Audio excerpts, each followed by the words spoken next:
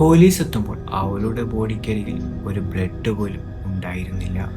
കഥ തുടങ്ങുന്നത് ഇവിടെ ലോസ് ആഞ്ചലസിലെ ഒരു രാവിലെ ഒരു ആളൊഴിഞ്ഞ സ്ഥലത്ത് ഒരു സ്ത്രീയുടെ ബോഡി കിട്ടുന്നു. അത് കണ്ട ആളുകൾ പറയുന്നത് അവളെ കാണാൻ ഒരു മനുഷ്യനെ പോലെ അല്ലായിരുന്നു.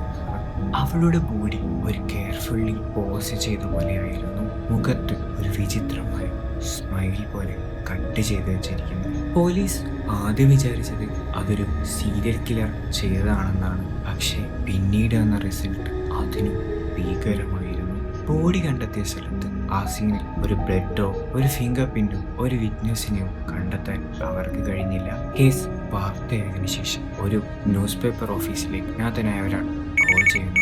എലിസബത്ത് ഷോർട്ട്, അതായത് ദ ബ്ലാക്ക് ഡാലിയ എന്നറിയപ്പെടുന്ന ആ സ്ത്രീയെ കൊന്നത് ഞാനാണ്. അതിനുശേഷം എലിസബത്ത് ഷോർട്ടിന് പേഴ്സണൽ ഫോട്ടോസും ഡോക്യുമെന്റ്സും ആരോ അനോണിമസായി പോലീസ് സ്റ്റേഷനിലേക്ക് അയക്കാൻ തുടങ്ങി. അത് കില്ലറാണെന്ന് എല്ലാവരും വിശ്വസിച്ചു. പക്ഷേ ഏറ്റവും പേടിപ്പെടുത്തുന്ന കാര്യം എന്താണെന്ന് 75 വർഷമായിട്ടും ഇതുവരെ ആ കൊലയാളി പിടികൂടാൻ കഴിഞ്ഞിട്ടില്ല. ചിലർ പറയുന്നത് അതൊരു പവർഫുൾ ആയിട്ടുള്ള ആൾ ചെയ്തായിരിക്കും, അതുകൊണ്ടായിരിക്കാം ആ കേസ് ഇതുവരെ തെളിയാത്തത്. മറ്റു ചിലർ പറയും അയാൾ ഇപ്പോഴും നമ്മുടെ കൂടെ നോർമലായി ജീവിച്ചുകൊണ്ടിരിക്കും.